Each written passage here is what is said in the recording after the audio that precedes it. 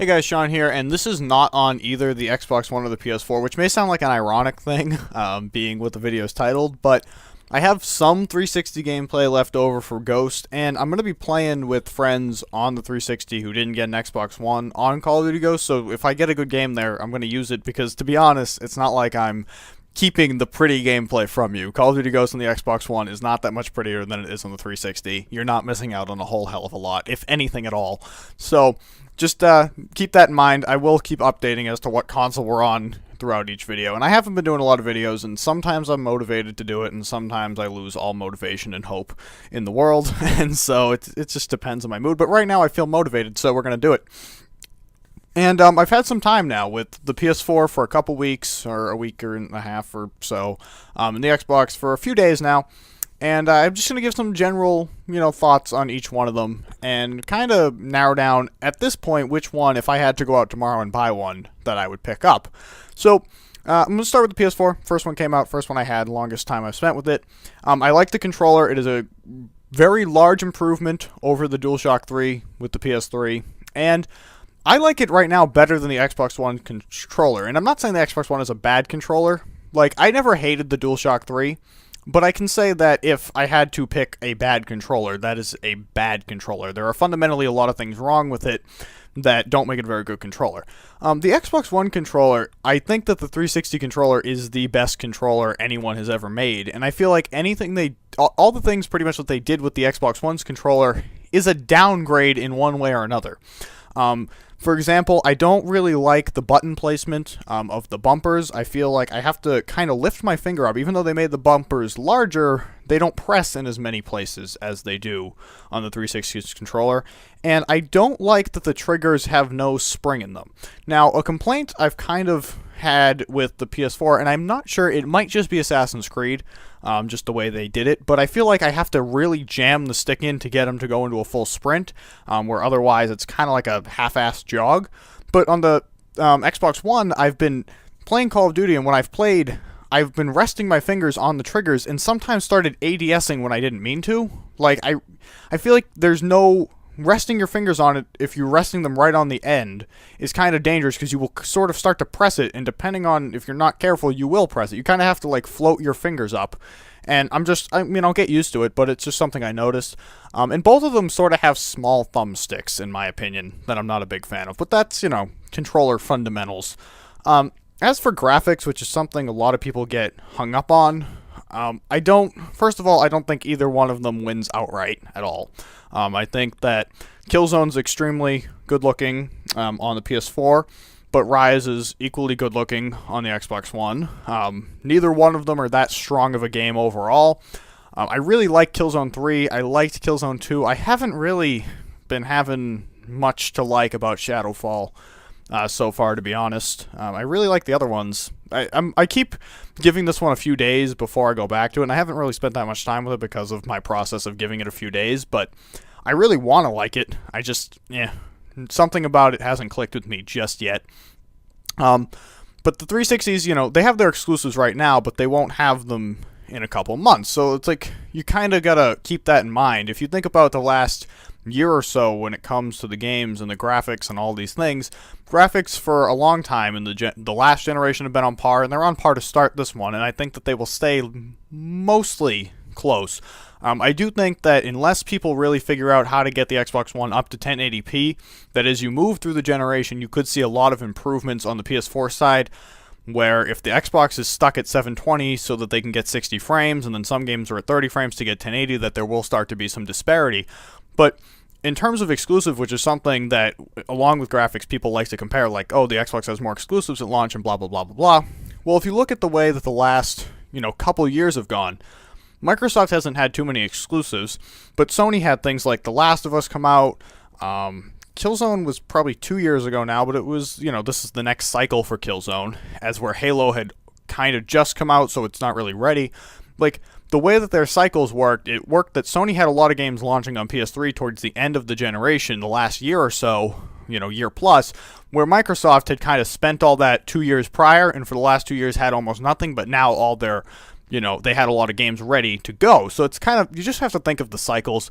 Like, the reason Uncharted did not launch alongside the PS4 is because they were finishing up The Last of Us, which only launched, 6 months ago. Like, there are things that happen. Like, Infamous will be ready soon, but because of its, development cycle, it wasn't ready for November, and they didn't apparently want to put out a game that was half done. So, I'm not, and like Microsoft, to be honest, they don't have any of their big guns really right now. I mean, they got Rise, that's a game, but that was a game that was a 360 Connect title that was delayed and redone and all that wonderful stuff, and it's made on Crytek, so it's made beautiful no matter what you do. You cannot make Crytek look ugly.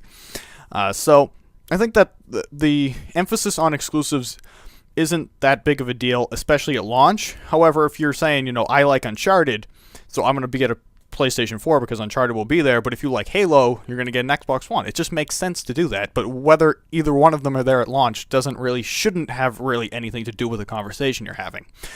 Now, as for like the last, the extra things that I can't really quantify in a category, such as the Xbox One's TV capabilities and Kinect and things like that, the one thing I noticed with the PlayStation that I was a little annoyed with is the lack of a YouTube app or any way to watch YouTube. Not that I would ever watch YouTube on my PS4, but when I was playing with it, I was just seeing like, hey, what can it do? And it couldn't do that. That's coming later, but it's a little disappointing right now.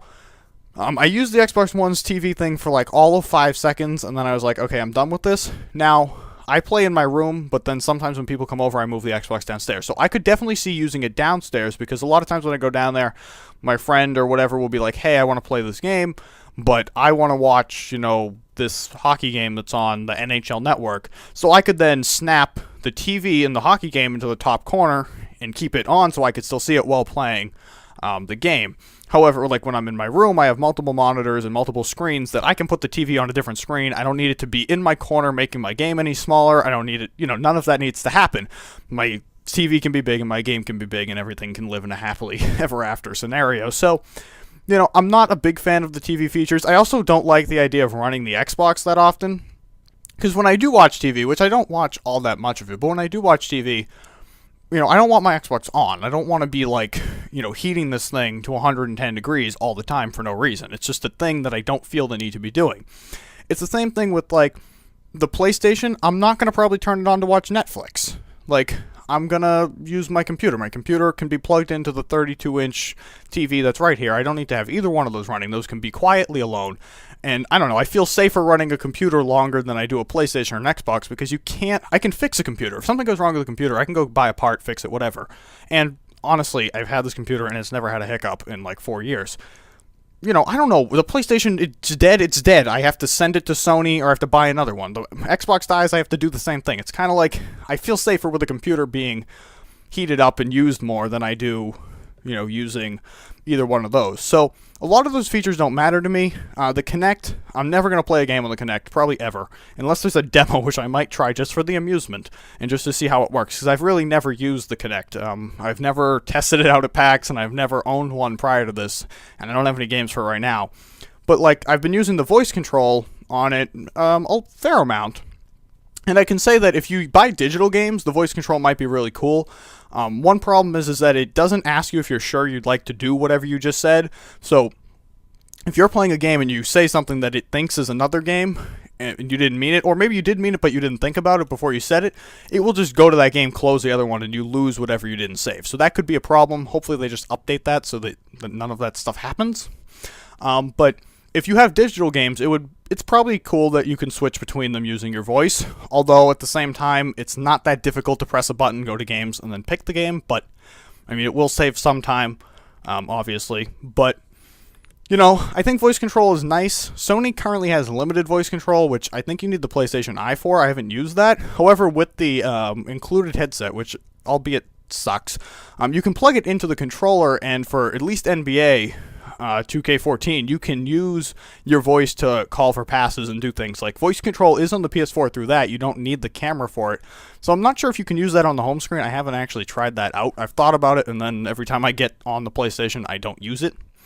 But, right now, I'd say they're pretty much on even playing fields. So far, neither one of them has shown me anything that makes me say, you need that one. Right now, my advice to everyone is, if you like a certain exclusive title, such as Uncharted or Halo, pick the console that has that.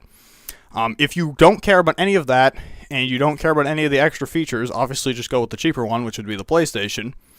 If you're, a loyal Xbox fan who has a bunch of friends on Xbox, obviously get an Xbox. There's nothing the PlayStation right now is doing that puts it head and shoulders above the Xbox.